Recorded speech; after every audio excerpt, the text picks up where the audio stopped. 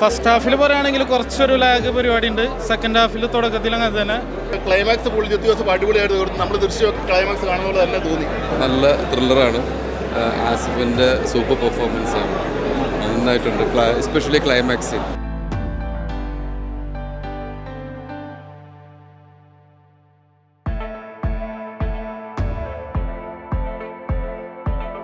പടങ്ങൾ ഒരു ക്ലൈമാക്സ് വ്യത്യസ്തമുണ്ടല്ലോ, അത് തന്നെ പുള്ളി നിലനിർത്തിയിട്ടുണ്ട് കേട്ടോ. ക്ലൈമാക്സ് പുള്ളി ദിവസം അടിപൊളിയായിട്ട് നമ്മൾ ദൃശ്യം ക്ലൈമാക്സ് കാണുന്നത് തന്നെ തോന്നി. കുഴപ്പമില്ല, ആദ്യം ഒരു പ്രിഡിക്റ്റബിളായിട്ട് എനിക്ക് തോന്നിയായിരുന്നു. ഒരു പടം മുന്നോട്ട് പോകുന്നില്ല എന്ന് നമുക്ക് വിചാരിക്കുന്ന കാര്യങ്ങൾ തന്നെ നടക്കുന്നു, പക്ഷേ ക്ലൈമാക്സ് അൺപ്രിഡിക്റ്റബിൾ, അടിപൊളി. നല്ല ത്രില്ലറാണ്. ആസിഫിൻ്റെ സൂപ്പർ പെർഫോമൻസ് ആണ്, നന്നായിട്ടുണ്ട്. എസ്പെഷ്യലി ക്ലൈമാക്സിൽ അപർണ പറയേണ്ടല്ലോ, അപർണ നന്നായിട്ടുണ്ട്, നല്ല പെർഫോമൻസ് ആണ്. അപർണ അതുപോലെ തന്നെ ആസിഫും നന്നായി പെർഫോം ചെയ്തിട്ടുണ്ട്. എല്ലാവരും പിന്നെ മറ്റേ പേര് ഞാൻ മറന്നുപോയി, ഹക്കീം സൂപ്പർ, എനിക്ക് അറിയാവുന്ന വ്യക്തിയാണ്. രണ്ടും രണ്ട് ടൈപ്പ് ഓഫ് മൂവിയാണ്. രണ്ട് കാലഘട്ടത്തിലെ ദൃശ്യം ഇറങ്ങിയതും ഇതിറങ്ങിയതും. പക്ഷേ ഇപ്പോഴത്തെ ഈ ഒരു കാലഘട്ടത്തിൽ സൂപ്പർ മൂവി കാണേണ്ട ഒരു പടം തന്നെയാണ്. ജിത്തു ജോസഫിൻ്റെ ഒരു പടത്തിൽ നമ്മൾ പ്രതീക്ഷയെല്ലാം ലഭിക്കുന്നുണ്ട്. പിന്നെ ഫസ്റ്റ് ഹാഫിൽ പറയുകയാണെങ്കിൽ കുറച്ചൊരു ലാഗ് പരിപാടി ഉണ്ട്. സെക്കൻഡ് ഹാഫിൽ തുടക്കത്തിൽ അങ്ങനെ തന്നെ.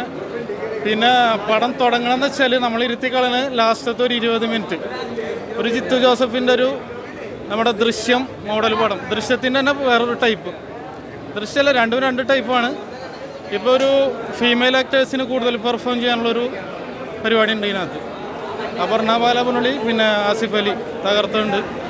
ഒരു 50 കോടി പടത്തിൽ നിന്ന് എണ്ണിത്തോടെ നമുക്ക് ആസിഫ് അലി.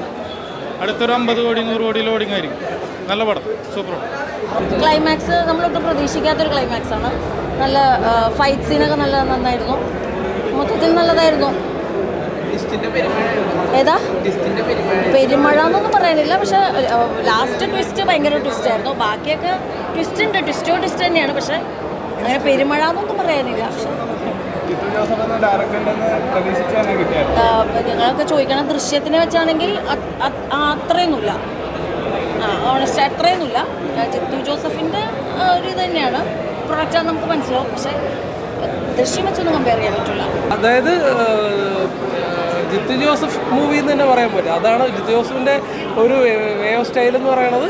എൻഡിങ് സ്റ്റേജിലോട്ട് കൊണ്ടുപോകുമ്പോഴത്തേക്ക് പ്രേക്ഷകരെ എൻഗേജ് ചെയ്യിപ്പിക്കുക എന്നുള്ളതാണ്. ആ രീതിയിൽ പടം വർത്താണ്. ചേട്ടാ കിഷ്കിന്താകാണ്ടൊക്കെ പോലെ ആസിഫിലൂടെ ഒരു മികച്ച